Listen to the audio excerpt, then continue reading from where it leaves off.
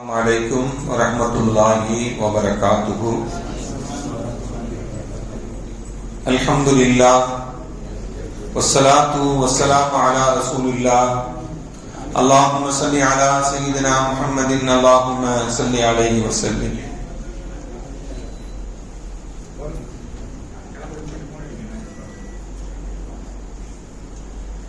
கண்ணியத்திற்கும் மரியாதைக்கும் உரிய அல்லாஹ்வின் நல்லடியார்களே, அருமையான சகோதர பெருமக்களே, அருமை நாயகம் ஸல்லல்லாஹு அலைஹி வஸல்லமுடைய பாக்கியம் நிறைந்த நல்லும்மத்துமார்களே, அருமையானவர்களே, எந்த விஷயத்தை கேட்க இருக்கிறோமோ அந்த விஷயத்தின்படி அமல் செய்யக்கூடிய பாக்கியத்தினையும், கேட்ட விஷயங்களை பிறருக்கு எத்திருக்கக்கூடிய பாக்கியத்தினையும் அல்லாஹ் நம் அனைவருக்கும் வழங்கிடுவானாக. ரமதானை அடைந்தோம். மீதம் இருக்கக்கூடிய நாட்களிலும் பரிபூர்ணமான ஒரு நோம்பு நோற்று இன்னபிற நல்ல அமல்களிலும் செய்யக்கூடிய நல்ல தௌஃபீக்கினை தந்தருள் புரிவானாக. புனிதமான லைலத்துல் கத்ருடைய இரவை அடையக்கூடிய தௌஃபீக்கினை தருவானாக. இந்த நல்ல நாளையில், இந்த நல்ல நேரத்தில், இந்த நல்ல இடத்தில் ஒன்று கூடியதைப் போல நாளை மறுமை நாளையில் ஜன்னத்துல் ஃபிர்தௌஸில் ஒன்று கூடக்கூடிய பாக்கியத்தினை அல்லாஹ் நமக்கும், நம்மளை பெற்றெடுத்த நம்முடைய பெற்றோர்களுக்கும், நம்முடைய மனைவி மக்களுக்கும், நம்முடைய சந்ததிகளுக்கும் அல்லாஹ் அந்த உயர்ந்த பாக்கியத்தையும் நாளை மறுமை நாளையில் நபிகள் நாயகம் ஸல்லல்லாஹு அலைஹி வஸல்லுடைய ஷஃபாஅத்தையும் தரக்கூடிய நல்ல தௌஃபீக்கினை அல்லாஹ் நம் அனைவருக்கும் வழங்கிடுவானாக. அருமையான பெருமக்களே, 10 நோன்புகளை நிறைவு செய்து 11 தராவீகளை நிறைவு செய்திருக்கிறோம். அல்ஹம்துலில்லாஹ். இன்று தராவீஹ் தொழுகையில் நேற்று மீதம் இருந்த சூரத்துர் ரஅத், சூரத் இப்ராஹிம், சூரத் ஹிஜ்ர், சூரத்து நஹ்லுடைய ஒரு பகுதியையும் இன்று நிறைவு செய்திருக்கிறது. கிட்டத்தட்ட ஒரு 4 சூறாக்கள் இன்னைக்கு ஓதப்பட்டிருக்கிறது.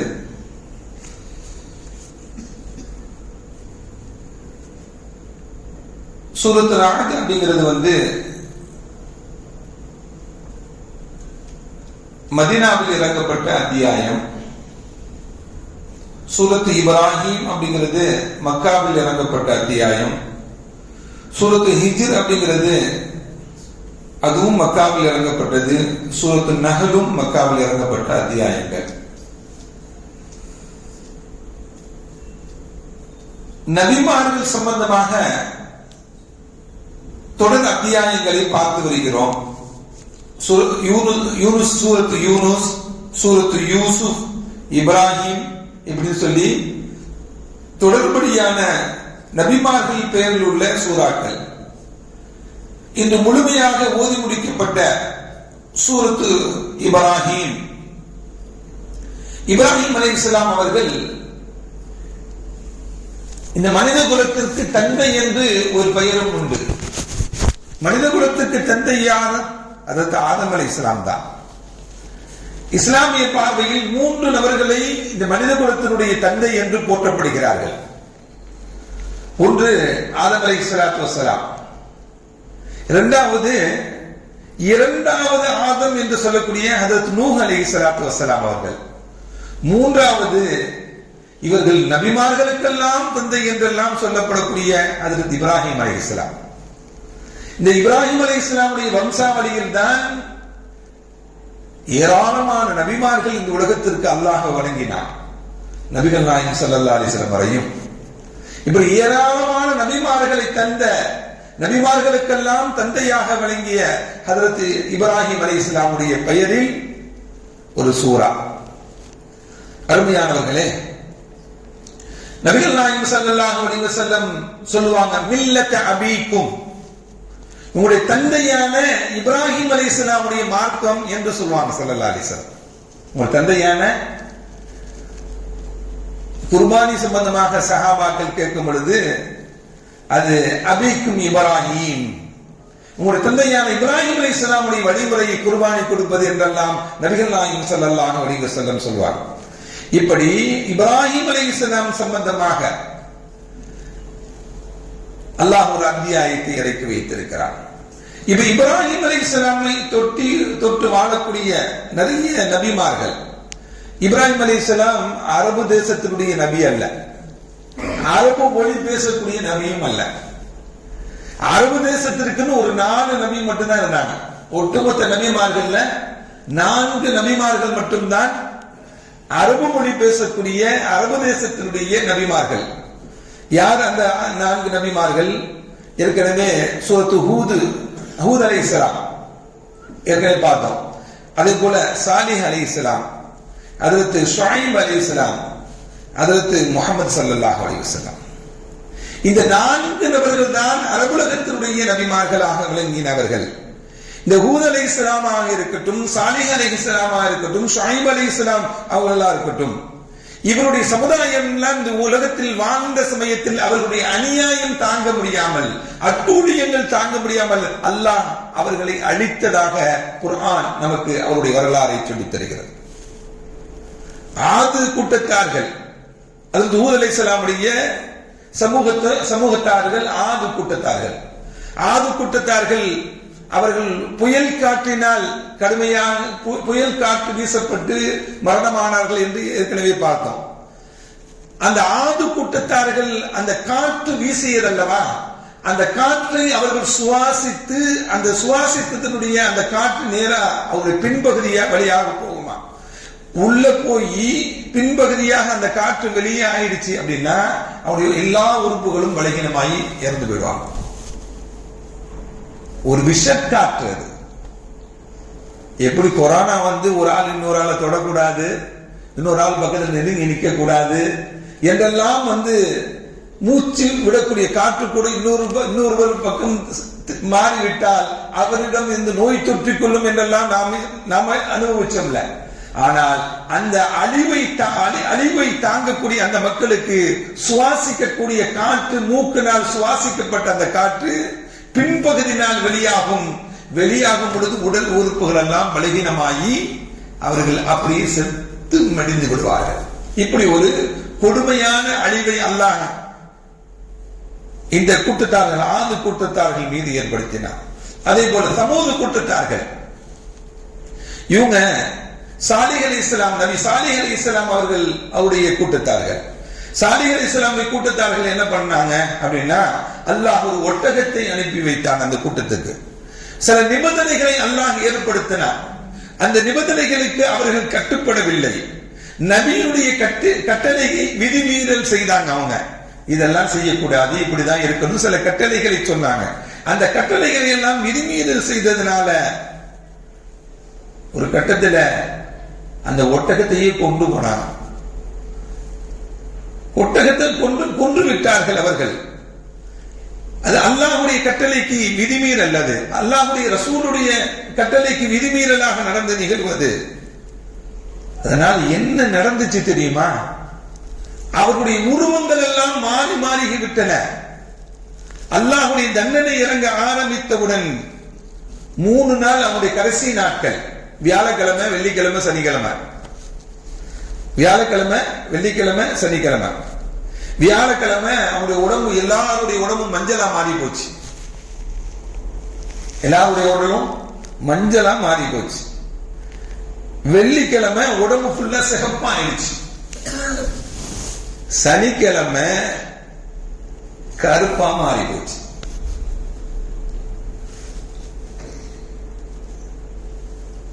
அதற்கு பிறகு அவர்களிடத்திலே அகதத்துக்கு சாயிகா, பெரும் இடிமுழக்கம் ஒன்று ஏற்பட்டது. அவர்கள் அந்த இடிமுழக்கத்தின் மூலம் அதனுடைய தாக்கத்தினால் எல்லோரும் சற்று மடிந்து விட்டார்கள். இப்படி ஹூத் அலைஹிஸ்ஸலாமுடைய கூட்டத்தார்கள், சாலிஹ் அலைஹிஸ்ஸலாமுடைய கூட்டத்தார்கள் அழிக்கப்பட்டார்கள். அடுத்து அரபுலகத்தினுடைய நபியான ஷுஐப் அலைஹிஸ்ஸலாத்து வஸ்ஸலாம் அவர்கள், ஷுஐப் அலைஹிஸ்ஸலாமுடைய கூட்டத்தார்கள் எதனால் அழிக்கப்பட்டார்கள் இந்த உலகத்தில் அப்படின்னா, அளவையிலையும் நிறுவையிலையும் மோசடி செய்தவர்கள். அவர்கள் வியாபாரத்தில் திருமுழு பண்ணாங்கன்னு அர்த்தம்.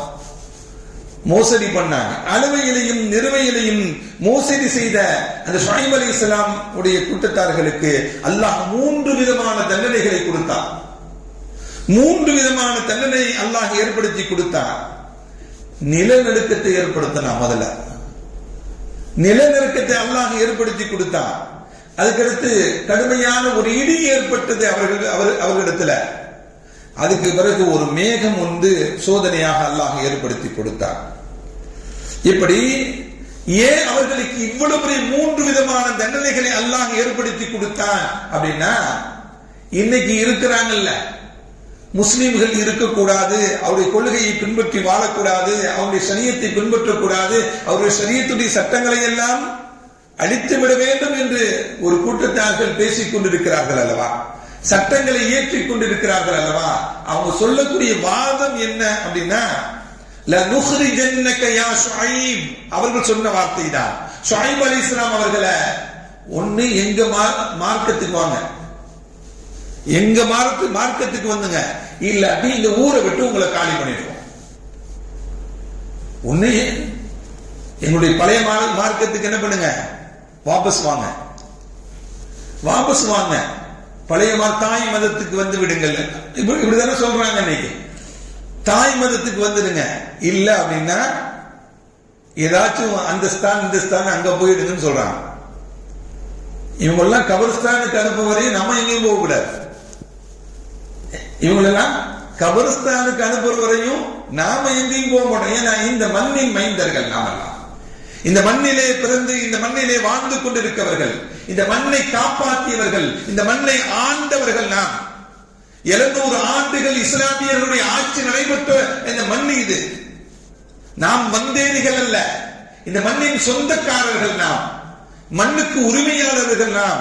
இந்த மண்ணை மீட்டெடுப்பதில் எத்தனையோ உயிர்களை நாம் தியாகம் செய்திருக்கிறோம், எவ்வளவு சொத்துக்களை நாம் தியாகம் செய்திருக்கிறோம். அந்த தியாகத்தினுடைய வெளிப்பாடு தான் இன்று நாம் நிம்மதியாக வாழ்வதற்குண்டான நிலைப்பாடு.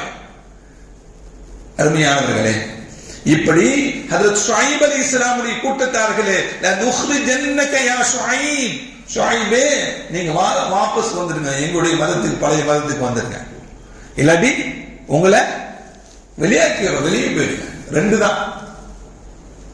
அந்த கூட்டத்தார்களுக்கு தான் 3 விதமான தண்டனைகளை அல்லாஹ் கொடுத்தான். இப்படி யாரெல்லாம் இந்த உம்மத்தை, இந்த சமுதாயத்தை, இஸ்லாமியர்களை, அல்லாஹ்வை பின்பற்றக்கூடியவர்களை, அல்லாஹ்வுடைய நல்லடியார்களை, இப்படி யாரெல்லாம் ஒன்னு வாபஸ் வாங்கு உன்னுடைய கொள்கையிலிருந்து, இல்லாட்டி வெளியே போன்னு சொன்னானா இந்த தண்டனை நடந்தே தீரும். இந்த நடந்த குர்ஆன் சொல்லக்கூடிய வாக்குறுதி இது.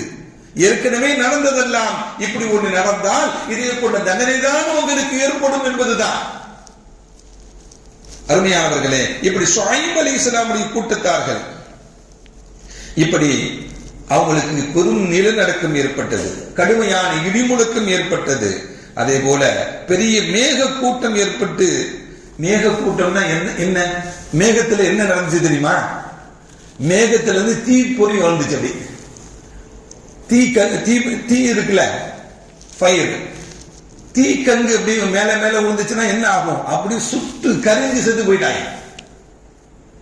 அவ்வளவு வேதனையான சூழ்நிலைகள் அல்லாஹ் ஏற்படுத்தி கொடுத்தான். இந்த நிலைதான் ஏற்படும். இந்த கொள்கையெல்லாம் யார் வைத்திருக்கிறார்களோ அவர்களுக்கு இந்த நிலைதான் ஏற்படும் என்பதை இந்த குர்ஆன் வசனம் நமக்கு சொல்லித் தருகிறது. அருமையான மக்களே, அதே போல இப்ராஹிம் அலைஹிஸ்ஸலாம் அவங்களை பத்தி தானே பார்த்துட்டு இருக்கோம். அதற்கு இப்ராஹிம் அலைஹிஸ்ஸலாமுடைய குணங்கள் ரொம்ப அழகான குணங்கள். எல்லா மதத்தவர்களும் ஏற்றுக்கொள்ளக்கூடிய கொள்கைகள் அவங்கள்ட்ட ரொம்ப சாப்பான கேரக்டர். ஆனா கொள்கையில் சமரசம் எல்லாம் கிடையாது. அவர்கள் கொண்ட கொள்கையில் எந்த நிலையிலையும் சமரசம் கிடையாது.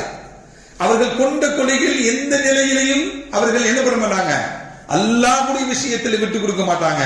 ஆனால் எல்லாத்தையும் நளினமாக நடந்து கொள்ளக்கூடியவங்க. அதற்கு இப்ராஹிம் அலைஹிஸ்ஸலாம் அவங்களுக்கு விருந்தோம்பல் செய்யக்கூடிய பெரிய பண்பு உண்டு. விருந்தாளிகள் இல்லாமல் உணவு உண்பதே கிடையாது. ஹஜ்ரத் இப்ராஹிம் அலைஹிஸ்ஸலாம் உணவு உண்ண நேரம் வந்துருச்சு அப்படின்னா ஒரு 2-3 கிலோமீட்டர் சுத்தி யாராச்சும் கிடைக்காங்களான்னு பார்ப்பாங்க. யாரு கிடைச்சாலும் உணவு தேவைன்னா அழைச்சிட்டு வந்து சாப்பாடு கொடுத்து அவங்களும் சாப்பிடுவாங்க.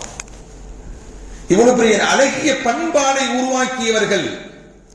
விருந்தோம்பல் அப்படின்னா எப்படி விருந்தோம்பல் அப்படின்னா, தாருல் தியாஃபா அப்படிங்கிற ஒரு தனி வீட்டையே கட்டி வச்சிருந்தாங்க விருந்தாளிகளை கவனிக்கிறதுக்கு. அவர்களுக்கு தேவையான எல்லா பொருள்களும் அதில் இருக்கும். விருந்தாளிகளுக்கு உணவு கொடுப்பது மட்டுமல்ல, தங்குவதற்கு ஆடை எல்லாமே வச்சிருப்பாங்க. சகல விதமான இன்னைக்கு கெஸ்ட் ஹவுஸ், அரசு கெஸ்ட் ஹவுஸ் எல்லாம் இருக்குல்ல, சகல விதமான இதுவும் இருப்பதை போல வந்த விருந்தாளிகளுக்கு உணவு மட்டுமல்ல சகல பொருள்களையும் ஏற்படுத்தி வச்சிருப்பாங்க. யாராவது ஒரு ஆளை கூட்டு வந்துதான் சாப்பிடக்கூடிய பழக்கம். இப்படி விருந்தோம்பல் என்பதை முதலாக இந்த உலகத்திற்கு சொல்லிக் கொடுத்தவர்கள் யார்? ஹஜ்ரத் இப்ராஹிம் அலைஹிஸ்ஸலாத்து வஸலாம். இந்த உலகத்துல ஹத்னாவை முதலாக யார் செஞ்சது? ஹஜ்ரத் இப்ராஹிம் அலைஹிஸ்ஸலாத்து வஸலாம். மீசையை கட் பண்றது இருக்க, இதை யாரு கற்றுக் கொடுத்தது? முதலாக செய்தது ஹஜ்ரத் இப்ராஹிம் அலைஹிஸ்ஸலாத்து வஸலாம். முதலாக நிறைய ஏற்பட்டதும் இந்த மனித சமுதாயத்திற்கு இப்ராஹிம் அலைஹிஸ்ஸலாத்துக்கு தான். அதுக்கு முந்தி வரை யாருக்கும் நிறைய ஏற்பட்டது இல்ல. வெள்ள முடியாகுது இல்ல, இந்த முடி வெள்ளையாகுவதெல்லாம் யாருக்கு தான் முதல்ல ஏற்படுத்தி உலகத்துல? இப்ராஹிம் அலைஹிஸ்ஸலாத்துக்கு தான். அவருக்கு முந்தி வாழ்ந்தவர்களுக்கெல்லாம் எல்லாருக்கும் 1000 வருஷம் வாழ்ந்தவங்களுக்கு கருப்பாக தான் இருக்க முடியும். முதலாக நிறைய ஏற்பட்டது ஹஜ்ரத் இப்ராஹிம் அலைஹிஸ்ஸலாம் அவர்களுக்கு தான். இப்படி இப்ராஹிம் அலைஹிஸ்ஸலாம் அவர்களுக்குண்டான தனி சிறப்புகள் இருக்கிறது. ஹஜ்ரத் இப்ராஹிம் அலைஹிஸ்ஸலாம் அவங்களுக்கு இந்த நிறைய ஏற்பட்டோன்னு அல்லாஹ்ட்ட கேட்டாங்களாம், யா அல்லாஹ், யாருக்குமே நிறைய ஏற்படலையே, எனக்கு நிறைய ஏற்பட்டுச்சு யா அல்லாஹ், ஏன் என்னன்னு கேட்டாங்க. அல்லாஹ் சொன்னானா, வகாருன், அது கண்ணியம், அது கண்ணியம், அது வகார் அப்படின்னு சொன்ன அல்லாஹ் சொன்னான். அருமையானவர்களே, நிறை என்பது பெரிய ஒரு முதிர்வுடைய அடையாளம், அது முதிர்ச்சியினுடைய அடையாளம். அது அல்லாஹ் அது ஒரு கண்ணியம் என்று சொன்னதாக ஹஜ்ரத் இப்ராஹிம் அலைஹிஸ்ஸலாம் அவர்கள் விஷயத்துல நாம் பார்க்கிறோம். அதே போல ஹஜ்ரத் இப்ராஹிம் அலைஹிஸ்ஸலாம் அவர்களை அல்லாஹ் உம்மத்துன் அப்படின்னு சொல்றான். இப்ராஹிம் அலைஹிஸ்ஸலாம் ஒரு சமுதாயம் என்று சொல்லுகிறார். தனி மனிதனை ஒரு சமுதாயம் என்று அல்லாஹ் சொல்லுகிறார். ஏன் உம்மத்துன்னு சொல்றான் அப்படின்னா, இந்த ஒரு உம்மத்தில் இருக்கக்கூடிய எல்லா நல்ல கேரக்டரும் அவங்கள்ட்ட இருக்கு. தனி மனிதர்கிட்ட ஒரு சமுதாயத்துல எத்தனை பேருக்கு எத்தனை கேரக்டர், நல்ல கேரக்டர் இருக்குமோ, நல்ல குணங்கள் இருக்குமோ, அத்தனை நல்ல குணங்களும் இருப்பதனால் அவர்களை உம்மத் என்று பெயர் சொல்லப்படுகிறது. அவர்களை இமாம் என்று பெயர் சொல்லப்படும். ஏனென்றால் ஏகப்பட்டவர்களுக்கு அவர்கள் வழிகாட்டியாகவே வாழ்ந்து காட்டி செய்திருக்கிறார்கள். நபிகள் நாயகம் ஸல்லல்லாஹு அலைஹி வஸல்லம் ஒரு மனிதர் கூப்பிட்டார், யா கைரல் பரியா, யா கைரல் பரியா, மனித இனத்தின் சிறந்தவரே என்று ஒரு அழைத்தார் ஸல்லல்லாஹு அலைஹி வஸல்லம். அதுக்கு தகுதியானவர் ஸல்லல்லாஹு அலைஹி வஸல்லம், அதுல எந்த மாற்று கருத்தும் இல்லை. யா கைரல் பரியா, மனித இனத்தில் சிறந்தவரே என்று அழைத்தது சரியானதுதான். ஆனா ஸல்லல்லாஹு அலைஹி வஸல்லம் என்ன பண்ணாங்க தெரியுமா? ஸாக்க இப்ராஹிம், அது யாரு? இப்ராஹிம் அலைஹிஸ்ஸலாம் தான் அதுக்கு தகுந்தவர்கள். அவர்கள் அவங்கதான் மனித இனத்தினுடைய சிறந்தவர்கள் என்று அதில் ஸல்லல்லாஹு அலைஹி வஸல்லம் அவர்கள் எதை எடுத்தாலும் இப்ராஹிம் அலைஹிஸ்ஸலாம் அவங்களை முற்படுத்தி செய்வாங்க. தொழுகையில கூட தரூதை இப்ராஹிம் தான் ஓதுறோம். இப்ராஹிம் அலைஹிஸ்ஸலாமை நினைவுபடுத்திக் கொண்டே ஒவ்வொரு சலாமிலையும் என்ன பண்றோம்? தொழுகையில இப்ராஹிம் அலைஹிஸ்ஸலாம் தரூதை இப்ராஹிம் ஓதிக்கொண்டிருக்கிறோம். எப்படி முஹம்மது ஸல்லல்லாஹு அலைஹி வஸல்லம் மீது ஸலவாத் சொல்கிறோமோ அதே நேரத்தில் ஹஜ்ரத் இப்ராஹிம் அலைஹிஸ்ஸலாம் மீதும் ஸலவாத்தை ஓதிக்கொண்டிருப்பதற்கு காரணம் இந்த உம்மத்திற்கு பெரும் இந்த இறை கொள்கை கோட்பாடை நிலைநிறுத்துவதற்கு இந்த பூமியில பெரும் பாடுபட்டவர்கள் ஹஜ்ரத் இப்ராஹிம் அலைஹிஸ்ஸலாத்து வஸலாம். அதே போல ரிக்கத்துல் கல்பு, உள்ளம் ரொம்ப சாஃப்டா உள்ளவங்க. நம்ரூது நெருப்பு குண்டத்துல தூக்கி போடும் போது யாருமே அந்த செயலை செய்வதற்கு யாரும் முன் வரல. அந்த ஊர்ல வெளியூர்ல இருந்து ஆளை அழைச்சிட்டு வந்து இவங்க இப்ராஹிம் அலைஹிஸ்ஸலாம் யாருன்னே தெரியாது, ஒரு கூலிக்கு ஆளை அமர்த்தி தான் என்ன பண்ணாங்க? இப்ராஹிம் அலைஹிஸ்ஸலாத்தை உள்ள போட்டாங்க. இப்ராஹிம் அலைஹிஸ்ஸலாத்தை உள்ள போட்டா உள்ள தொழுதுட்டு இருக்கிறாங்க நெருப்பு குண்டத்துல. அல்லாஹ் அக்பர். அவர்கள் கை காலை கட்டி போட்ட அந்த கயிறுகள் எல்லாம் எரிந்து விட்டன. அவருடைய உடலில் சிறிய அளவு கூட நெருப்பு காயங்கள் கிடையாது. நெருப்பு குண்டத்தில் உட்கார்ந்து தொழுதுட்டு இருக்கிறாங்க. அல்லாஹ் அக்பர். இப்படி நல்லடியார்களாக இறை நெருக்கத்தை பெற்றவர்களுக்கு அல்லாஹ் கடுமையான சூழலை கூட இலகுவான சூழ்நிலையாக அல்லாஹ் மாற்றி கொடுத்து விடுவான் என்பதுதான் ஹஜ்ரத் இப்ராஹிம் அலைஹிஸ்ஸலாமுடைய வாழ்க்கை வரலாறு நமக்கு சொல்லித் தருகிறது. இப்ராஹிம் அலைஹிஸ்ஸலாம சந்திப்பதற்கு 2 மலக்குமார்கள் வந்தாங்க. அல்லாஹ் சொல்லுவான், வலக்கத் ஜாஅத் ருசுலனா இப்ராஹிம், இப்ராஹிம் அலைஹிஸ்ஸலாத்தை சந்திப்பதற்கு நம்முடைய ரசூல்மார்கள் வந்தாங்க, மலக்குமார்கள். அவங்க மனித உருவுல வந்தாங்க. சரி, இன்னைக்கு நமக்கு கெஸ்ட் ஆள் கிடைச்சிருச்சு, விருந்தாளிகள் விருந்தோம்பல் செய்வதற்கு ஆள் கிடைச்சிருச்சுன்னு சொல்லி 2 பேரையும் வர வச்சு அவங்களுக்கு உணவு தயாரிச்சு கொடுத்தாங்க. என்ன உணவு தெரியுமா? பீஃப், மாட்டிறைச்சியை தயார் செய்து ஹஜ்ரத் இப்ராஹிம் அலைஹிஸ்ஸலாம் அவங்களுக்கு கொடுத்தாங்க. சாப்பாடை வச்சா அவங்க சாப்பாட்டு கை போகல. என்னன்னு கேட்ட பொழுது, நாங்கள் அல்லாஹ்வுடைய புறத்திலிருந்து வந்தவர்கள், உங்களுக்கு ஒரு சுப செய்தி சொல்வதற்காக வந்திருக்கிறோம் என்றெல்லாம் அந்த மலக்குமார்கள் சொல்லுவாங்க. நாங்கள் லூத் அலைஹிஸ்ஸலாம் பக்கத்துல லூத் அலைஹிஸ்ஸலாம் கூட்டத்தார்கள் வாழ்ந்துட்டு இருக்கிறாங்க. அவர்கள் ஓரினை சேர்க்கையில் ஈடுபடக்கூடியவர்கள். அவர்களை அழிப்பதற்காக வரும் பொழுது அல்லாஹ் உங்களை சந்திச்சுட்டு போக சொன்னா, உங்களை சந்திப்பதற்காண்டி வந்தோம், உங்களுக்கு குழந்தை பேர் இருக்கிறது என்ற சுப செய்தியை சொல்வதற்காக வந்தோம் என்றெல்லாம் ஹஜ்ரத் இப்ராஹிம் அலைஹிஸ்ஸலாம் அவங்க மலக்குமார்களுக்கும் விருந்தோம்பல் செய்தாங்க. ஆனா மலக்குமார்கள் என்ன செய்ய மாட்டாங்க? சாப்பாடு குடிக்கிறது எதுவுமே கிடையாது. அவங்களுக்கு எதுவுமே கிடையாது. அவர்கள் தன்னுடைய வருகையை பற்றி அழகாக சொல்லிட்டும் போனாங்க. அதே போல இந்த ஓதிய வசனங்களில் அல்லாஹ் சொல்லக்கூடிய இன்னொரு செய்தி என்ன அப்படின்னா, லஇன் ஷகர்தும் லஅஸீதன்னகும், லஇன் ஷகர்தும் லஅஸீதன்னகும். அல்லாஹ்வுக்கு நன்றி செலுத்தணும். ஏன் நன்றி செலுத்தணும் அப்படிங்கிறதுக்கு அதுக்கு முந்தைய வசனங்களை அல்லாஹ் சொல்லும் பொழுது சொல்வார், ஹஜ்ரத் மூசா அலைஹிஸ்ஸலாமுடைய கூட்டத்தார்கள் அவர்களுக்கு வழங்கிய நியமத்துகளை அல்லாஹ் சொல்லி காட்டுவார். அவர்களுக்கு வழங்கிய ஃபிரௌனிடமிருந்து அவர்களை பாதுகாத்தது, ஃபிரௌனை அழித்தது, அவர்களை அந்த கூட்டத்தார்களை ஃபிரௌன் அடிமைகளாக வைத்திருந்தான், அதிலிருந்து மீட்டெடுத்து வந்தது. பிறக்கக்கூடிய ஆண் குழந்தைகளை எல்லாம் கொண்டு குவித்துக் கொண்டிருந்தான், அதிலிருந்து மீட்டு கொண்டு வந்தது. இப்படி அவர்களுக்கு வழங்கிய எல்லா நியமத்துகளையும் அல்லாஹ் சொல்லிவிட்டு சொல்லுவான். இந்த வசனத்தை சொல்லுவான், லஇன் ஷகர்தும் லஅஸீதன்னகும். அவங்க நன்றி கெட்டவர்களாக வாழ்ந்துகிட்டு இருந்தாங்க, நீங்க நன்றி செலுத்தினீங்கன்னா லஅஸீதன்னகும், உங்களுடைய நியமத்துகளை, உங்களுக்கு கொடுத்த பாக்கியங்களை நாம் அதிகப்படுத்தி கொடுப்போம் அப்படின்னு அல்லாஹ் சொல்றான். அவங்களுக்கு மட்டுமல்ல, நமக்கு கொடுத்த நியமத்துகளுக்கும் நாம என்ன பண்ணணும்? நன்றி செலுத்தணும். அல்லாஹ்வுக்கு எல்லா நிலைகளையும் நன்றி செலுத்தணும். அல்லாஹ்வுடைய நினைவு இல்லாமல் ஒரு அசைவு கூட நம்மிடம் இருக்கக்கூடாது. அல்லாஹ்வுடைய நினைவு இல்லாமல் எந்த அசைவுகளும் நம்மிடம் இருக்கக்கூடாது. இப்படி ஒவ்வொரு காரியங்களுக்கும் ஒவ்வொரு அசைவுகளுக்கும் அல்லாஹ்வுக்கு நன்றி செலுத்தி வாழ்ந்தால் நமக்கு கொடுக்கக்கூடிய நியமத்துகளை அல்லாஹ் அதிகப்படுத்துவதாக நமக்கு வாக்குறுதி கொடுக்கிறார். அதே போல இந்த உலகத்தில் நிம்மதியற்று வாழக்கூடியவர்கள் எவ்வளவு பேர் இருக்காங்க. அவர்களுக்கு நிம்மதியை தருவது அலாமி திக்ரில்லாஹி தத்மஇன்னல் குலூப். இன்னைக்கு ஓதிய வசனம், அல்லாஹ்வுடைய திக்ர் இருக்கிறது அல்லவா, அதுக்கு உங்களுடைய உள்ளங்களுக்கு அமைதியையும் நிம்மதியையும் ஏற்படுத்தி தரும் என்று குர்ஆன் சொல்லி காட்டுகிறது. எல்லா நிலைகளையும் நாம் அல்லாஹ்வை நினைவு கூற வேண்டும், அல்லாஹ்வுக்கு நன்றி செலுத்த வேண்டும். அப்படிப்பட்ட நல்லடியார்களாக அல்லாஹ் நம் அனைவரையும் வாழச் செய்வானாக. ரப்பனா ஆத்தினா ஃபித் துன்யா ஹஸனத்தம் வ ஃபில் ஆখিরাতি ஹஸனத்தம் வ கினா அஸாபன்னார். ஸல்லி யா ரப்பி அலா நபியி சய்யிதினா முஹம்மதின் வ ஆலிஹி வ ஸஹ்பிஹி அஜ்மஈன் வல்ஹம்துலில்லாஹி ரப்பில் ஆலமீன். ஸல்லல்லாஹு அலா முஹம்மத் ஸல்லல்லாஹு அலைஹி வஸல்லம். ஸல்லல்லாஹு அலா முஹம்மத் ஸல்லல்லாஹு அலைஹி வஸல்லம். ஸல்லல்லாஹு அலா முஹம்மத் யா ரப்பி